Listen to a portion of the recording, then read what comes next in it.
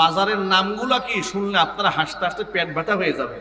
মাস্তান বাবার মাজার, ল্যাংচা বাবার মাজার, বদনা শার মাজার, পাগলা বাবার মাজার, কি আছে না নাই?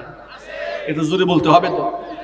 গাজীপুরেই তো আছে ফসি পাগলার মাজার, মানে পাগল ছাগল ল্যাংচা জামা কাপড় নাই সব আল্লাহর ওলি হয়ে গেছে, আর মানুষেরা মসজিদ বাদ দিয়ে তাদের কাছে গিয়ে সাহায্য চাওয়া শুরু করছে। অনেক জায়গার মধ্যে শিরিক হতো, সেই শিরিকের আস্থানা এদেশের মানুষরা ভেঙে চুরে গুড়িয়ে দিয়েছে। আপনাদেরকে বোঝাবার জন্য বলি, বাংলাদেশের অনেক জায়গাতে এমন কিছু মাজার আছে যে মাজারের মধ্যে শুয়ে থাকা কোনো আল্লাহর ওলি আছে তার কোনো প্রমাণ নাই, কিন্তু মাজার আছে। কথা বলেন ঠিক কিনা বলেন? আর মাজারের নামগুলা কি শুনলে আপনারা হাসতে হাসতে পেট ব্যথা হয়ে যাবে। মাস্তান বাবার মাজার, ল্যাংচা বাবার মাজার, বদনা শার মাজার, পাগলা বাবার মাজার, কি আছে না নাই? একটু জোরে বলতে হবে তো। গাজীপুরেই তো আছে ফসি পাগলার মাজার, মানে পাগল ছাগল ল্যাংচা জামা কাপড় নাই সব আল্লাহর ওলি হয়ে গেছে, আর মানুষেরা মসজিদ বাদ দিয়ে তাদের কাছে গিয়ে সাহায্য চাওয়া শুরু করছে। এর চেয়ে ক্ষুধাদ্রোহিতা আর কি হতে পারে? কথা বলতে হবে তো ঠিক কিনা বলেন?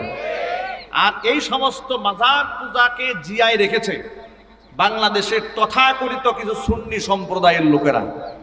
নিজেদেরকে সুন্নি দাবি করে ইসলাম বিরোধী যত প্রকারের কাজ আছে, যেমন নারী পুরুষের অবাধ মেলামেশা এই দেশের মাজারগুলোতে আছে না নাই? উরসের নামে নাচানাচি ভণ্ডামি এই দেশে আছে না নাই? উরসের নামে গান বাজনা ঢোল তবলা বাজানো আছে না নাই? উরসের নামে গাঁজাখুরদের আড্ডা মাজারগুলোতে আছে না নাই? এর দ্বারা খুব স্পষ্টই প্রমাণ হয় এই দেশের মাজারগুলা শিরিক বেদাত কুফর কুসংস্কারের আড্ডাখানায় পরিণত হয়েছে। চিল্লায় বলতে হবে ঠিক কিনা? সেগুলা যদি মুসলিমরা ভেঙে দেয় তাহলে তো মুসলমানদের কষ্ট লাগার কথা নয়। বাংলাদেশের এক কুখ্যাত বক্তা বলেছে, ওই মাজারপন্থী, যে মাজার ভেঙে দিচ্ছেন কেন? মাজারে শিরিক হয় এই জন্য। তো আপনারা মন্দিরে পাহারা দেন কেন? মন্দিরে কি ইবাদত হয় নাকি? দেখেন, পাগলের মাথা নষ্ট হয়ে গেছে। পাগলের মাথা নষ্ট না হলে এই প্রশ্ন সে কেমনে করে? অমুসলিমদের মন্দির পাহারা দেওয়া হয়েছে, মাজার পূজারীকে বলবো তুমিও আজকে থেকে নিজেকে হিন্দু দাবি করো, এবং মাজারপন্থী যারা আছে তারা আজকে থেকে তোমরা ঘোষণা করো যে আমরা মুসলমান না, আমরাও হিন্দু, তাহলে তোমাদের মাজারগুলো আমরা পাহারা দেব। কথা বলতে হবে ঠিক কিনা বলে? আজকে এভাবে গোটা মুসলিম উম্মাহকে মুশরিক বানায় দেওয়ার জন্য যত পায়তারা আছে, যত উপকরণ আছে, এর মধ্যে বিরাট একটা মাধ্যম হচ্ছে মাজার ব্যবসা। এ দিয়ে মানুষকে শিরকের প্রতি ধাবিত করা হচ্ছে। এখানে যারা এসেছেন আপনাদেরকে ছোট্ট করে একটা বার্তা দিয়ে দিচ্ছি। ওরা জিজ্ঞেস করছে বিভিন্ন জায়গায়, আমাদের কাছে মাসআলা জানতে চাচ্ছে যে মাজার ভাঙা জায়েজ আছে কিনা। লোকেরা জিজ্ঞেস করছে। আমি এই প্রশ্ন আমার কাছে আসার পরে যত লোকেরা বলেছে, আমি তাদের জন্য পাল্টা একটা প্রশ্ন করি, যে প্রশ্নটা এভাবে হবে না যে মাজার ভাঙা জায়েজ আছে কিনা, প্রশ্ন করতে হবে মাজার গড়া জায়েজ আছে কিনা। কথা বলেন, ভাঙার প্রশ্ন তো পরে আসবে, আগে গড়ার প্রশ্ন আসবে, মাজার গড়া জায়েজ আছে কিনা। আপনারা এক বাক্যে জবাব দিয়ে বলেন, জান্নাতের সুসংবাদ প্রাপ্ত শত সহস্র সাহাবী জান্নাতুল বাকির মধ্যে শুয়ে আছে, জান্নাতুল মুআল্লার মধ্যে শুয়ে আছে, কবরের মধ্যে চিহ্ন পর্যন্ত নাই। কোনটা কার কবর আপনি চিনতেও পারবেন না, খুঁজে বেরও করতে পারবেন না। কোনটা ফাতেমাতুজ জাহরা রাদিয়াল্লাহু তাআলা আনহার কবর আপনি খুঁজেও পাবেন না। তাহলে একটু আন্দাজ করে দেখেন, জান্নাতের সুসংবাদ প্রাপ্ত যারা ছিলেন, আল্লাহর পক্ষ থেকে যারা সুসংবাদ প্রাপ্ত ছিলেন, আল্লাহ নবী সাল্লাল্লাহু আলাইহি সাল্লাম যাদের ব্যাপারে বলেছেন আসহাবি কান নুজুম ফাবিআইয়িহিম ইকতাদাইতুম ইহতাদাইতুম, আমার সাহাবীরা আকাশের নক্ষত্র সমতুল্য, তাদের যে কারো অনুসরণ করলেই তুমি হিদায়াতের পথ পেয়ে যাবে। নক্ষত্র তুল্য সাহাবায়ে কেরাম, আল্লাহর হাবিব যাদের সম্মান নিয়ে বলেছেন আল্লাহ আল্লাহ ফি আসহাবি লা তাত্তাখিদুহুম গরদাম মিন বাদি ফামান আহাব্বাহুম ফাবিহুব্বি আহাব্বাহুম ওয়ামান আবগাদাহুম ফাবিবুগদি আবগাদাহুম। রাসূল বলেন, খবরদার খবরদার, আমার সাহাবীদের ব্যাপারে আল্লাহকে ভয় করো, আল্লাহকে ভয় করো, আল্লাহকে ভয় করো। লা তাত্তাখিদুহুম গরদাম মিন বাদি, আমার ইন্তেকালের পরে আমার সাহাবীদেরকে সমালোচনার টার্গেটে পরিণত করো না। ফামান আহাব্বাহুম ফাবিহুব্বি আহাব্বাহুম, আমার সাহাবীদেরকে যারা ভালোবাসে তারা আমি রাসূলকে ভালোবাসে, আমার ভালোবাসার কারণেই সাহাবীদেরকে ভালোবাসে। ওমান আবগাদাহুম ফাবিবুগদি আবগাদাহুম, কোন ব্যক্তি যদি আমার সাহাবীদের প্রতি বিদ্বেষ ভাব পোষণ করে, মনে রাখবা আমি রাসূলের উপর বিদ্বেষের কারণে আমার সাহাবীর উপরে তারা বিদ্বেষ ভাব পোষণ করে। তাহলে চিন্তা ভাবনা করে দেখেন, আল্লাহর হাবিব সাল্লাল্লাহু আলাইহি ওয়াসাল্লাম যে সমস্ত সাহাবীদেরকে নক্ষত্র বললেন, কোরআন মাজিদের মধ্যে আল্লাহ পাক বললেন রাদিয়াল্লাহু আনহুম ওয়া রাদু আনহু, আমার নবীর সাহাবীদের উপরে আমি আল্লাহ সন্তুষ্ট হয়েছি, তারাও আমি আল্লাহর প্রতি সন্তুষ্ট। শুধু কি তাই, কোরআন মাজিদের মধ্যে আল্লাহ পাক বললেন উলাইকাল্লাযীনা ইমতাহানাল্লাহু কুলুবাহুম লিত্তাকওয়া লাহুম মাগফিরাতুন ওয়া আজরুন আযীম। আমি নবীর সাহাবীদের অন্তরগুলোকে তাকওয়ার মাপকাঠিতে পরীক্ষা করে নিয়েছি। তাকওয়ার মাপকাঠিতে পরীক্ষা করার পরেও তারা পরীক্ষার মধ্যে উত্তীর্ণ হয়েছে। লাহুম মাগফিরাতু ওয়া আজরুন আযীম, আমি আল্লাহর পক্ষ থেকে তাদের জন্য রয়েছে ক্ষমা এবং মস্ত বড় পুরস্কার। তাহলে সাহাবায়ে কেরামের উপর আল্লাহ সন্তুষ্ট, রাসূল সন্তুষ্ট, নক্ষত্র সমতুল্য, যে কাউকে অনুসরণ করলে জান্নাত পাওয়া যাবে, সাহাবায়ে কেরাম জান্নাতি, কোনো সন্দেহ নাই। ওই সমস্ত সাহাবীদের কোনো মাজারও হয় না, ওই সমস্ত সাহাবীদের কবরে উরস হয় না, ওই সমস্ত সাহাবীদের কবরে পূজা হয় না, আগরবাতি মোমবাতি জ্বালানো হয় না। এবার সাহাবীদের পর্ব রাখেন দু জাহানের বাদশা ইমামুল মুরসালিন রাহমাতুল লিল আলামিন খাতামুল আম্বিয়া নবিয়ুনা মুহাম্মদুর রাসূলুল্লাহ সাল্লাল্লাহু আলাইহি ওয়াসাল্লাম। কিয়ামতের ময়দানে যিনি সুপারিশ না করলে বিচার কার্য শুরু হবে না। জান্নাতের দরজার মধ্যে সবার আগে যিনি করাঘাত করবেন, কিয়ামতের ময়দানে মাকামে মাহমুদ সিজদায় পড়ে চোখের পানি ছাড়ার পরে আল্লাহ রাব্বুল আলামিন যার সুপারিশ মঞ্জুর করে নেবেন, সেই নবীজি সাল্লাল্লাহু আলাইহি ওয়াসাল্লামের কবরের মধ্যে উরস হয় না, সেখানে লাল শালু বিছানো হয় না, সেখানে ঢোল তবলা বাজানো হয় না।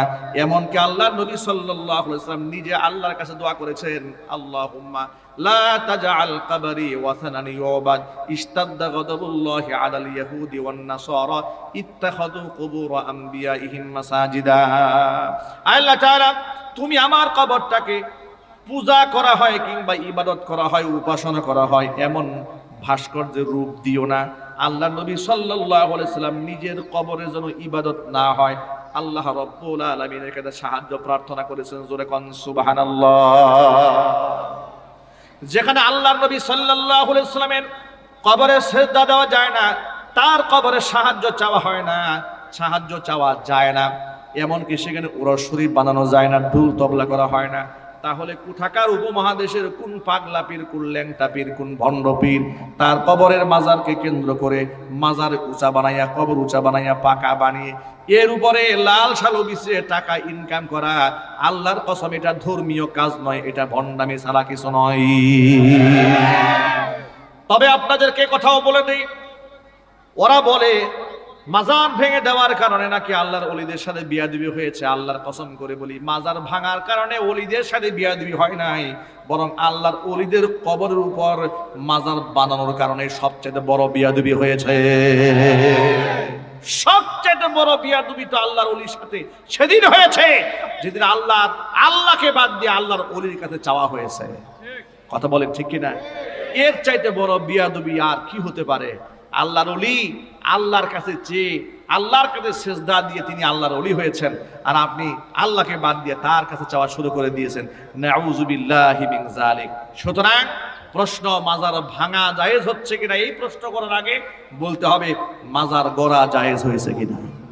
কথা বলেন ঠিক কিনা বলেন? সুতরাং মাজার পূজা বন্ধ করতে হবে। তবে এই ক্ষেত্রে আপনাদেরকে আরেকটা প্রশ্নের জবাব দিয়ে দিতাম। আমি আপনাদেরকে ভাঙার জন্য উৎসাহিত করছি না, কারণ হচ্ছে দেশের যে কোনো অন্যায় হোক না কেন, এটা প্রতিকার এবং প্রতিরোধ করার জন্য, ভাঙার জন্য অথরিটি আছে, সেটা হচ্ছে রাষ্ট্র। সেটা কি জোরে বলেন? রাষ্ট্র। একটি রাষ্ট্রের যদি ইসলাম কায়েম না হয়, ওয়াজ নসিহত দিয়া এই রাষ্ট্রকে বেশি দিন ভালো রাখা যায় না। কথা বলেন না, ঠিক কিনা বলেন? এত ওয়াজ হয়, এত নসিহত হয়, এত ওয়াজ নসিহত দিয়ে বাংলাদেশের রাষ্ট্রীয় বিভিন্ন পর্যায়ের ব্যক্তিদের অফিসে রাজনৈতিক নেতা কর্মীদের ছবি টাঙিয়ে রাখা হতো। এমনকি আপনারা শুনে অবাক হবেন, আলিয়া মাদ্রাসাগুলো দেখেছেন না? ওটা তো একটা মাদ্রাসা নাকি, কি বলেন আপনারা? মাদ্রাসা তো, সেখানে কোরআন সুন্নাহ শেখানো হয়, সেখানে ভালো ভালো আলেমও তৈরি হয়েছে, আলহামদুলিল্লাহ বলেন। সেই আলিয়া মাদ্রাসাগুলোর অফিসে যেহেতু সরকার দ্বারা নিয়ন্ত্রিত, মাদ্রাসা যিনি প্রিন্সিপাল, অধ্যক্ষ, তার মাথার উপরে শেখ মুজিবুরের ছবি, শেখ হাসিনার ছবি বাধ্যতামূলক ভাবে টানিয়ে রাখা হয়েছে 16টা বছর ধরে। কথা বলেন ঠিক কিনা? স্টেজে অসংখ্য আলেমরা আছে, আমার সামনে জ্ঞানীজন অনেকেই আপনারা আছেন। আপনারা এক বাক্যে জবাব দিয়ে বলেন তো, ছবি টাঙায় রাখা ইসলামে হালাল না হারাম? আরো চিৎকার দিয়া বলেন। ওজোরে আপনি ছবি তুলতে পারবেন, ওজোরে, কিন্তু ওই ছবি ফ্রেম করে টাঙায় রাখবেন সর্বসম্মত ক্রমে। পৃথিবীর সমস্ত ফকিহ, সমস্ত আলেম, সমস্ত মুফতি মুহাদ্দিস একমত, ছবি টাঙিয়ে রাখা হালাল না হারাম? চিৎকার দিয়ে বলেন। এটা কি আলিয়া মাদ্রাসার অধ্যক্ষ যিনি ছিলেন তিনি জানতেন না? জোরে বলেন। তিনি আলেম, তিনি প্রাজ্ঞ ব্যক্তি, বিজ্ঞ ব্যক্তি, তিনি জানতেন, কিন্তু তিনি এই চেয়ারে মাজলুম ছিলেন। কথা বলতে হবে ঠিক কিনা? এই চেয়ারে তিনি মাজলুম ছিলেন। ছবি জোরপূর্বক মাথার উপর টাঙিয়ে রাখা হয়েছে একেবারে শ্রদ্ধার সাথে। আবার এই সুযোগে তো লোকেরা এমনও করেছে, আমি আপনাদেরকে ভিডিও ফুটেজ দেখাতে পারবো, যারা অনলাইন সোশ্যাল মিডিয়া ব্যবহার করেন তাদের কাছে মোটামুটি নিউজ আছে। গত বছর 15 আগস্টে স্কুলের ছাত্র এবং ছাত্রীদেরকে দিয়ে বঙ্গবন্ধুর ছবি ফ্রেম সামনে রেখে সিরিয়াল করে করে সেখানে ফুলের মালা দেওয়া হয়েছে। এর মানে ছবির পূজা পর্যন্ত করা হয়েছে এই দেশে বাধ্যতামূলক ভাবে। কথা বলতে হবে ঠিক কিনা? এই যে পূজা হয়েছে, অর্চনা হয়েছে, এত কিছু হয়েছে চোখের সামনে, তারা এগুলা লালন করেছে, তারা এগুলা সৃষ্টি করেছে। কিন্তু রাষ্ট্রের একটা অথরিটি আছে, আপনি ওয়াজ নসিহত এগুলো ভালো করতে পারবেন না। যখন গভর্নমেন্ট চেঞ্জ হয়ে গেল, অটোমেটিক সব ছবি মানুষ লাথি মেরে ভেঙে ফেলে দিয়েছে। কথা বলতে হবে ঠিক কিনা? আমরা ভাস্কর্য বানাতে নিষেধ করেছি, আমাদেরকে রাষ্ট্রের শত্রু বানিয়ে দিয়েছিলে, আর এখন তোমাদের তৈরিকৃত ভাস্কর্যের উপর বাচ্চারা পেশাব করে ছেড়ে দিয়েছে। তোমরা আলেমদের হাতের মধ্যে গরুর রশি লাগিয়েছিলে, আর তোমার বাবার গলার মধ্যে গরুর রশি লাগিয়ে এদেশের যুবকরা টেনে টেনে নামিয়ে দিয়েছে।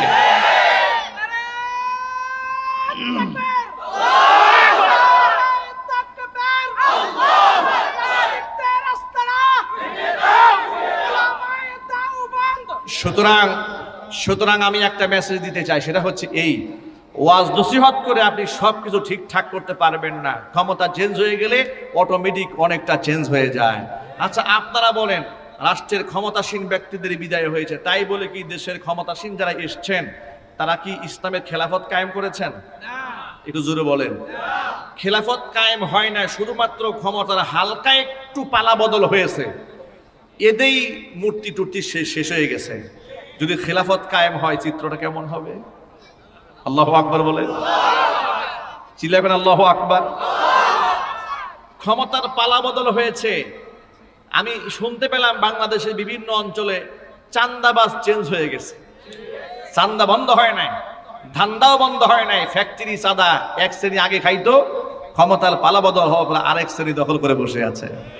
বাস্তবতা আছে না নাই? তাহলে আপনি চান্দাবাজ তো মুক্ত করতে পারলেন না। এটা কখন মুক্ত করা সম্ভব হবে? যখন তন্ত্র মন্ত্র বাদ দিয়ে খেলাফতে ইসলাম কায়েম করা হবে। এই জন্য আগামীর বাংলাদেশকে গড়তে হলে হকপন্থী, বলিষ্ঠ কণ্ঠের অধিকারী, প্রাজ্ঞ ব্যক্তিত্ব সম্পন্ন সুবিজ্ঞ আলেমদেরকে রাষ্ট্র ক্ষমতায় আনতে হবে। রাজি আছেন কি? আমি দুহাত দেখতে চাই। আল্লাহ রাব্বুল আমিন ঐক্যবদ্ধভাবে কাজ করার তৌফিক দান করে, জোরে বলেন আমিন।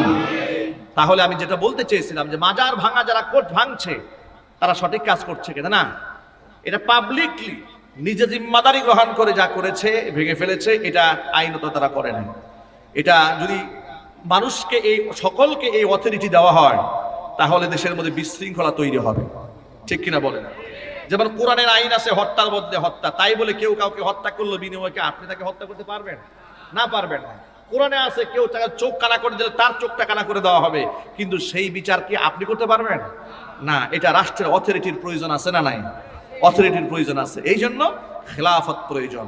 যদি পরিপূর্ণ ইসলামের স্বাদ আপনি আস্বাদন করতে চান, রাষ্ট্রে খেলাফত কায়েম না হলে এটা কোনোদিন সম্ভব হবে না। আগামীতে কোনো সুদখোর, কোনো ঘুষখোর, কোনো বেনামাজি, কোনো লম্পট, কোনো মিথ্যাবাদী, কোনো চোরাচালানি, কিংবা কোনো ডাকাত, কিংবা কোনো খুনি, কিংবা পর্দা লঙ্ঘনকারী, শরীয়তের বিধান লঙ্ঘনকারী কোনো নেতার পেছনে মুসলমানরা যাবে না। মুসলমানরা আলেমদের সাথে ছিলেন, আছেন, ভবিষ্যতেও কারা কারা থাকবেন আমি দুহাত দেখতে চাই। আল্লাহ রাব্বুল আমিন যেন আমার সকল ভাইদেরকে ঐক্যবদ্ধ হয়ে কাজ করার তৌফিক দান করেন। সকলেই জুড়ে বলুন আমিন। আজকে আমরা নুরুল কোরআন হাফিজিয়া মাদ্রাসার জন্য দোয়া করছি। আল্লাহ পাক এই মাদ্রাসাকে কিয়ামত পর্যন্ত কবুল করেন। মাদ্রাসার সমস্ত হাজাত আল্লাহ পাক তার গায়বে খাজানা থেকে বিজিয়ে দেন। সাথে সাথে অত্র এলাকার সমস্ত মুর্দেগানের কবর আযাব আল্লাহ রাব্বুল আলামিন কিয়ামত পর্যন্ত বন্ধ করে দেন। কাল হাসরের কঠিন ময়দানে আয়োজন আল্লাহ রাব্বুল আলামিন আমাদের সকলের নাজাতের জারিয়া হিসেবে কবুল করুন আমিন। ওয়া আখিরু দাওয়ানা আনিল হামদুলিল্লাহি রাব্বিল আলামিন।